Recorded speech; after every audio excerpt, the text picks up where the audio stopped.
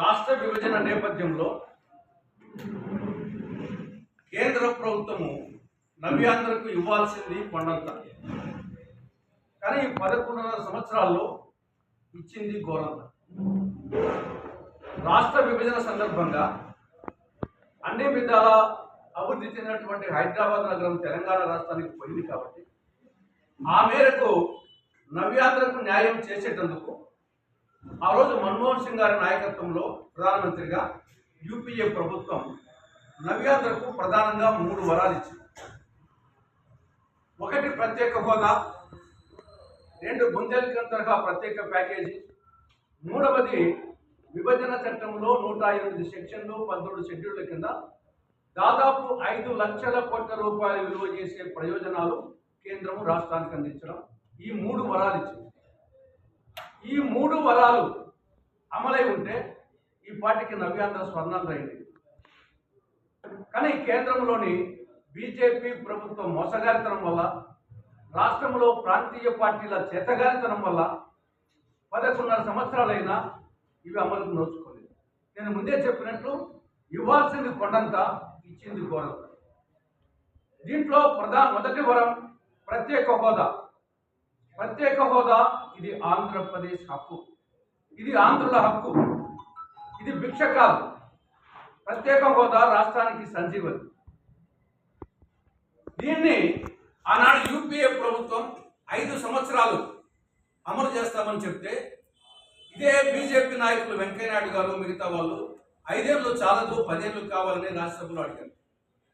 దాని తర్వాత బీజేపీ మేనిఫెస్టోలో, ఇది బీజేపీ మేనిఫెస్టోలో యూపీఏ ప్రభుత్వం 5 ఏళ్ళు ఇస్తామన్నది.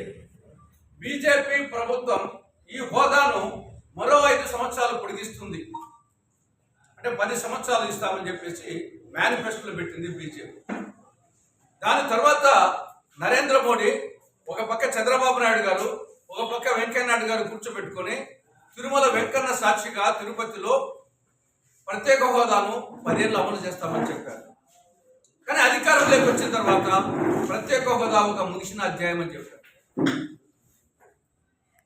ఇది ఒక అంశం.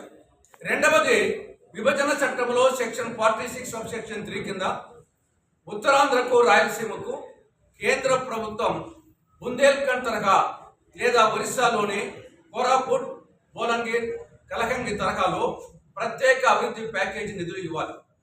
షల్లని వాడడం జరిగింది, మే కూడా కాదు. సెక్షన్ 46 సబ్ సెక్షన్ 3 కింద. దీని కింద రాష్ట్ర ప్రభుత్వం 24,350 కోట్ల రూపాయలకు ప్రతిపాదనలు పంపితే ఈ 11.5 సంవత్సరాల్లో ఇచ్చింది 1,500 కోట్లు. అంటే పిల్లికి బిచ్చం వేసినట్టు. ఇది రెండవ న్యాయం. ఇక 3వ వరం కింద 108 సెక్షన్లు 17 షెడ్యూళ్ల కింద దాదాపు 5 లక్షల కోట్ల రూపాయలు విలువ చేసే ప్రయోజనాలు అందించాలి. కానీ ఈ యొక్క 11 సంవత్సరాల్లో అందించింది కేవలము 40,000 కోట్ల రూపాయలు. ఇవ్వాల్సింది 5 లక్షల కోట్ల రూపాయలు, ఇచ్చింది కేవలము 40,000 కోట్ల రూపాయలు. దీని కింద అనేక అంశాలు, నేను ఊరికే పాయింట్ మాత్రమే చెప్తాను.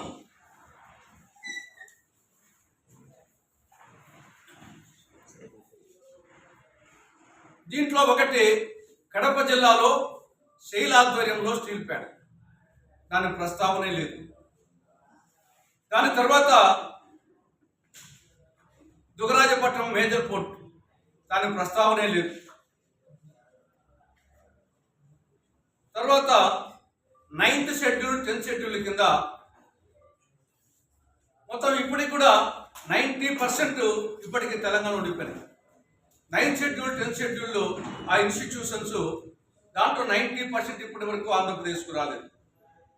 తర్వాత ప్రధానంగా రాజధానికి సంబంధించి సెక్షన్ 94 సబ్ సెక్షన్ 3 కింద రాజధానిలో రాజ్భవన్, హైకోర్టు, సచివాలయం, అసెంబ్లీ భవనం, శాసన మండలి భవనం, మిగతా ఇన్ఫ్రాస్ట్రక్చర్కు కేంద్ర ప్రభుత్వము గ్రాంట్ రూపంలో నిధులు ఇవ్వాలి. కేంద్ర ప్రభుత్వము గ్రాంట్ రూపంలో. కానీ ఇంతవరకు కేంద్ర ప్రభుత్వం ఇచ్చింది కేవలము 1,500 కోట్లు. మిగతా అప్పు తెచ్చుకోమంటుంది.